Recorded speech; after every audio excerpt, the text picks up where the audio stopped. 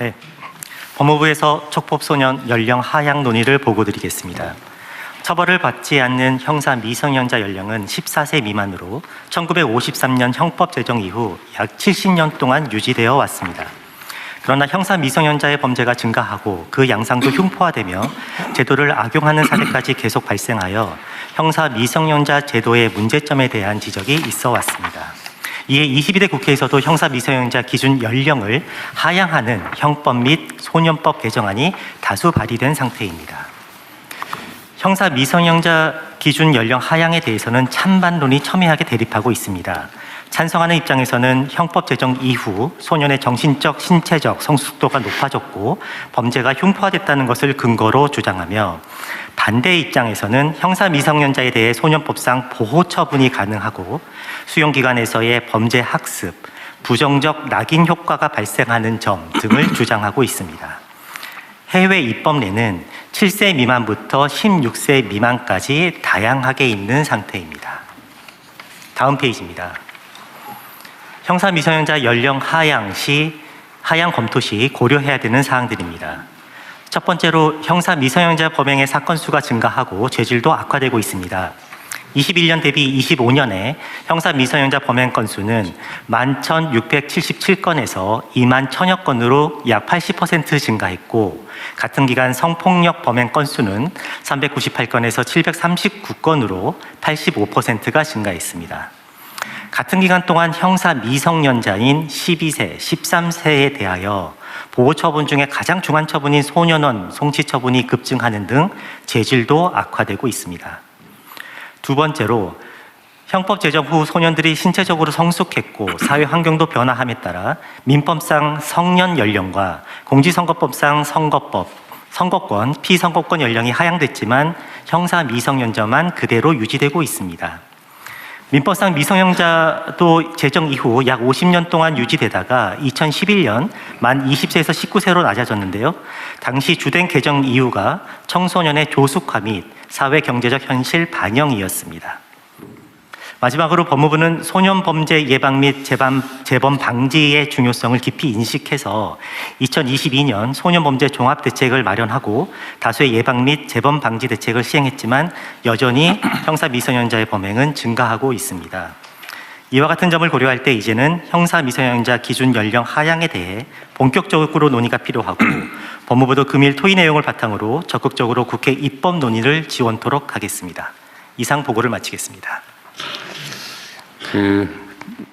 지금 그러니까 14세 미만은 촉법소년으로 되어 있다는 거잖아요.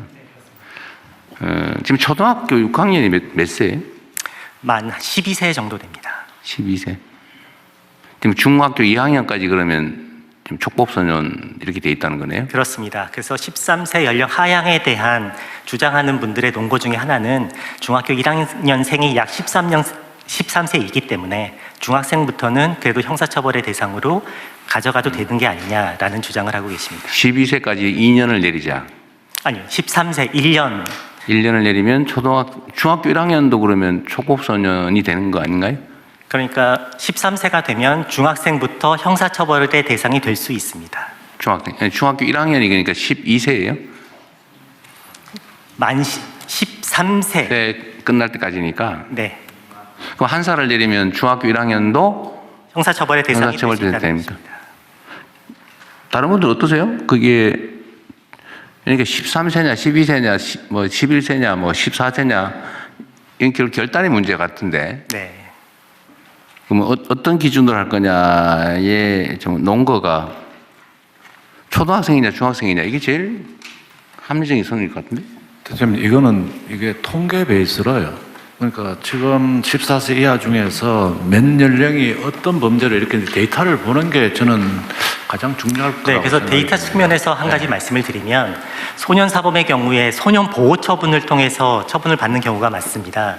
10세부터 19세까지 연령별 보호 처분 대상자를 분석을 해보면 14세, 15세, 16세, 14세 이상들이 약 15% 내외 각 연령대가 15% 내용 여지를 지금 차지하고 있는데요. 13세도 그와 비슷한 15%대를 비중을 차지하고 있고요.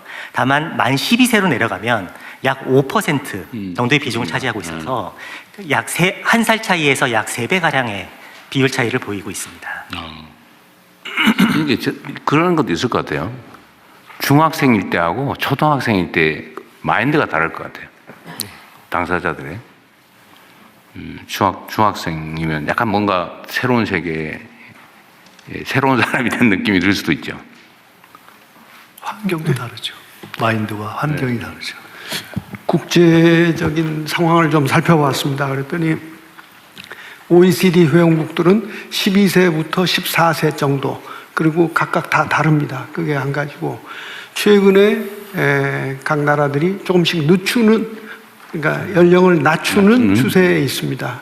그런데 한 가지 특이할 만한 것은 낮추더라도 꼭 그 형량으로만 다루려고 하지 않고 꼭 함께 그 선도, 보호, 복지 이런 것들을 함께 해서 해나가려고 하는 것이 눈에 띄었습니다.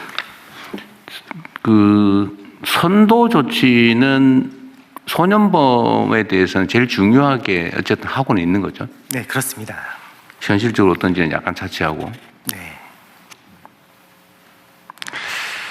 근데 이게 결국은 뭐 누가 하더라도 결국은 감론을 막 갈 수밖에 없는데 결단을 해야 될 것 같은데요.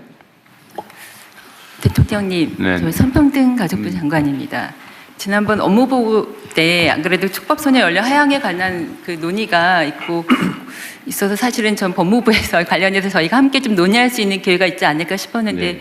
좀 늦게 저희가 토의 자료를 받아서 좀 준비가 늦었습니다만, 사실 지난 업무보고 이후에 저희가 청소년과 소년 사건 전문가들과 1차 간담회를 가진 바 있습니다. 지난 22년에도 촉법소년 연령 하향 논의 이후에 사회적으로 잠시 논의가 진행이 되다가 중단된 바 있습니다. 그래서 제가 살펴봤던 지난 3년 동안 윤석열 정부에서 사실상 청소년들이 그 당시에 정부 정책에 대한 어떤 반대 입장을 표현했다고 하는 이유 등으로 과거 3년 동안 청소년 정책이 사실상 실종됐던 것으로 전문가들에게 확인했습니다. 사실 성평등 가족부가 성평등 가족 청소년부로 이름을 개명하자는 안이 여러 건 발의될 정도로 저희가 청소년 정책에 대한 총괄 부처입니다. 그런데 촉법소년 연령 하향과 관련해서 저희가 그동안 적극적으로 대처하지 못했다는 점에 대해서 담당 부처장으로서 굉장히 죄송하다는 말씀을 드리고, 제가 최근에 관련 자료를 찾다 보니까 특히 소년 사건 관련해서 그 아이 실패는 사회 실패라고는 이야기가 있습니다. 저희가 과연 우리가 이 연령 하향 문제를 이 자리에서 결정함에 있어서 사회 실패를 인정하기 위해 과연 우리가 아이를 정말 우리 사회가 소년들에게 안전하고 행복한 사회라고 하는 비전을 보여줬는지, 먼저 우리가 최선을 다했는지 저희가 먼저 점검해 봐야 된다는 생각을 했습니다. 그래서 저는 이 하향 논의 오늘 토의 이후에 한 상반기에 국민 공론화장을 통해서 전문가와 또 소년 사건 재판을 담당했던 재판 담당자들, 그리고 또 보호 관찰소에 계신 분들, 여러 전문직에 있는 분들과 함께 저희가 심도 깊은 논의장이 열려야 되지 않을까, 그런 생각이 듭니다. 제가 법무부에서 준비해 주셨던 안에 대해서 갑론을박하고 싶지는 않지만, 실제로 소년 범죄 예방 및 재범 방지 대책의 실효성으로 여기다 제안해 주셨던 내용 중에 보면은 법무부 소년범죄 종합대책 추진 내역 추진과 12개 중에 예방과 관련된 건 단 한 건이었습니다. 범죄 예방 환경 개선 사업과 소년범죄 예방 접근 연계권, 그거 한 건만이 예방을 위한 활동이었고, 나머지는 소년범에 대한 이후의 교정과 관련된 내용들이 대부분 거의 전부였습니다.